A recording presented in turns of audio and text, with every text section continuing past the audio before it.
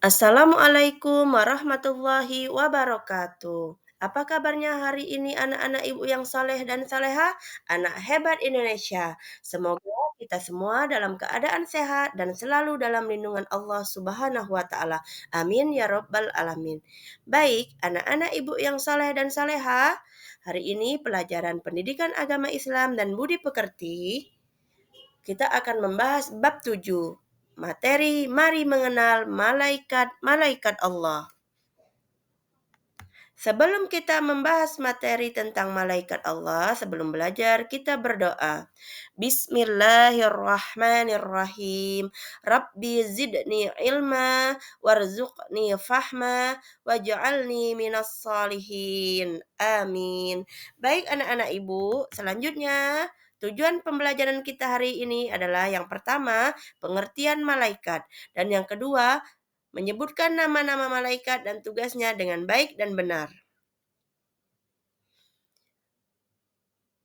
Baik, Ibu akan menjelaskan pengertian malaikat dan juga nama-nama malaikat dan juga tugasnya.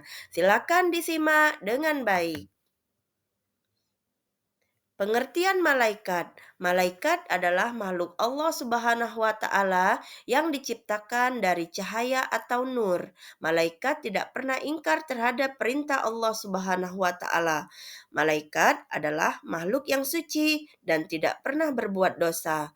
Malaikat tidak memiliki jenis kelamin dan tidak memiliki hawa nafsu.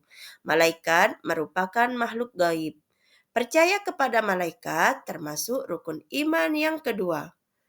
Baik anak-anak ibu yang hebat, sebelum ibu membahas nama-nama malaikat dan tugasnya, ibu punya tepuk malaikat dan tugasnya.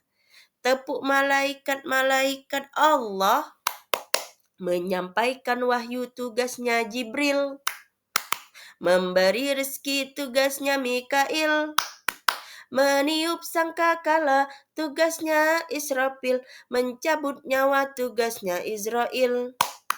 Mungkar nakir menanya dalam kubur, Rokib mencatat amal kebaikan, Atid catat amal buruk, Ridwan menjaga surga, Malaikat Malik penjaga neraka. Hahaha. Nah, itu tadi tepuk nama malaikat dan tugasnya. Tepuk malaikat dan tugasnya itu mempermudah kalian untuk menghafal nama-nama malaikat dan juga tugasnya. Selanjutnya, akan kita bahas nama-nama malaikat dan tugasnya secara detail. Yang pertama, malaikat Jibril. Tugasnya adalah menyampaikan wahyu dari Allah Subhanahu wa taala untuk para nabi dan rasul. Yang kedua, malaikat Mikail. Tugasnya adalah memberikan rezeki kepada seluruh makhluk Allah Subhanahu wa taala. Yang ketiga, malaikat Israfil tugasnya adalah meniup sangkakala saat tiba hari kiamat dan saat manusia dibangkitkan dari alam kubur. Yang keempat, malaikat Israel tugasnya adalah mencabut nyawa. Yang kelima, malaikat mungkar tugasnya adalah menanyai di alam kubur. Dan juga malaikat nakir tugasnya adalah menanyai di alam kubur. Selanjutnya, malaikat rokib tugasnya mencatat amal perbuatan manusia yang baik. Kemudian malaikat atid tugasnya mencatat amal perbuatan manusia yang buruk. Yang kesembilan, malaikat Malik tugasnya adalah penjaga pintu neraka. Dan juga yang terakhir, malaikat Ridwan tugasnya adalah menjaga pintu surga. Nah, kalau kita sudah mengimani tentang adanya malaikat, maka kita akan menerapkan perilaku beriman kepada malaikat. Yang pertama, kita akan taat dan patuh terhadap Allah Subhanahu wa taala. Kemudian, kita akan taat dan patuh terhadap perintah orang tua dan guru. Yang ketiga, meyakini bahwa ada malaikat yang selalu mengawasi segala perbuatan kita. Selanjutnya, kita akan selalu berhati-hati dalam berbicara.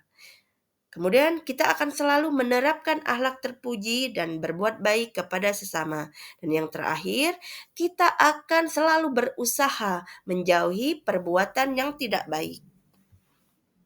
Nah, dari materi tentang iman kepada malaikat, kita dapat menyimpulkan atau dapat kita rangkum menjadi bahwasannya percaya kepada malaikat adalah rukun iman yang kedua, dan kemudian malaikat adalah makhluk ciptaan Allah Subhanahu wa taala, dan malaikat termasuk makhluk gaib. Adapun jumlah malaikat yang wajib diketahui dan wajib kita imani ada 10. Dan setiap malaikat memiliki tugasnya masing-masing. Kemudian perilaku beriman kepada malaikat yang dapat kita terapkan ketika kita sudah mengimani adanya malaikat, yaitu kita akan taat kepada Allah, kita akan patuh kepada orang tua dan juga guru. Baik, demikianlah materi kita pada hari ini. Semoga anak-anak Ibu paham dan mengerti. Setelah ini Ibu akan memberikan soal evaluasi. Nanti silakan kalian salin di buku Pendidikan Agama Islam, dan sampai jumpa di pertemuan selanjutnya.